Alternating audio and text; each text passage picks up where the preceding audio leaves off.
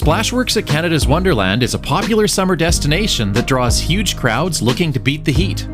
But what happens when the weather doesn't cooperate? Is it still worth the trip? We decided to brave the elements and find out. When rain hits the forecast, most people immediately cancel their plans, or they pack up and head for the car, assuming that a downpour will shut the place down.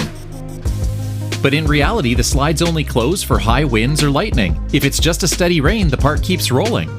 And when that happens, sticking around while everybody else flees is one of the best decisions you can make. Because as it turns out, when the crowds stay away, you can end up having the entire 20-acre water park almost entirely to yourself.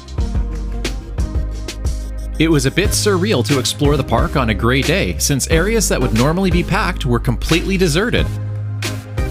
Whitewater Bay, the largest outdoor wave pool in Canada, was a ghost town with only a handful of swimmers.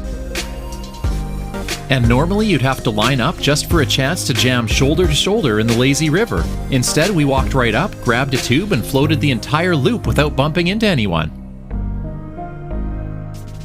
The cliffs at the Mountain Bay diving attraction sat empty. And it was the same story at the kids' play areas. Locations that would normally be bustling with activity during July and August stood completely silent. The real payoff here was the lack of lines. Attractions that would easily demand a 30 to 45 minute wait on busy days became instant walk-ons. And because of this, we managed to make a solid run of the park's best slides without waiting at all. Starting out, we hit the Black Hole, a pair of 4-story tall, pitch black, enclosed water slides.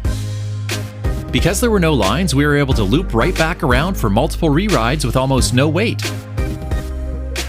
Then we headed over to Super Soaker, a family raft slide which sends you down a darkened tunnel before opening up just in time to drench you with a giant curtain of water. Right next to it is the Plunge, which sends you down a series of 3 free-fall drops that have a combined height of over 50 feet. Neither of these attractions had more than a 5-minute wait. And it was the same story over at Barracuda Blaster, a giant bowl slide that swirls you around a massive funnel on an inner tube. This is normally a bottleneck attraction, but we didn't end up waiting there more than a few minutes either. The pair of tube slides known as the Whirlwinds was also a walk-on. And even the family attractions were deserted, with no one in sight over at the Waterways slides located inside the Lakeside Lagoon Children's Area. The only thing we weren't able to experience was Muskoka Plunge, a set of 4 slides with launch chambers featuring a floor that drops out from under you.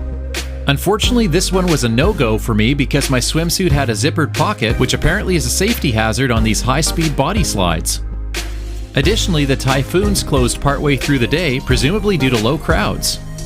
Moosehorn Falls was actually closed earlier in the day, but opened up later on. This boomerang-style water slide puts you on a 6-person raft and sends you plummeting down a large drop towards a 13-meter wall. So in total, we managed a ton of slides and re-rides, turning this gray day into a huge success. The main thing people worry about during a rainy day is the temperature, and if the wind starts to pick up, it can get a bit brisk while you're walking between attractions, but the reality is you're already wet. Once you accept that, the rain really doesn't change the experience. Plus the water in the pools is heated, so jumping in actually feels like getting a warm bath when the air is cool. As long as you keep moving, you're going to be just fine. If you're worried about your belongings getting wet, just grab one of the lockers situated right outside Splashworks. You can rent one of these for the day using your phone or credit card, and then access your stuff as many times as you need to. Alternatively, you can always bring along a waterproof dry bag to keep towels dry while you ride the slides. And remember that Splashworks is included in your standard ticket to Canada's Wonderland. So if it ever gets a bit too chilly to stay in the water, you can always head back to the main park and take advantage of some shorter than usual lines for the major coasters. So if you see a rainy day in your summer forecast, there's no reason to cancel your plans. It actually might be the best time to go. Just bring along a dry bag and leave an extra towel in the car and take advantage of the empty park.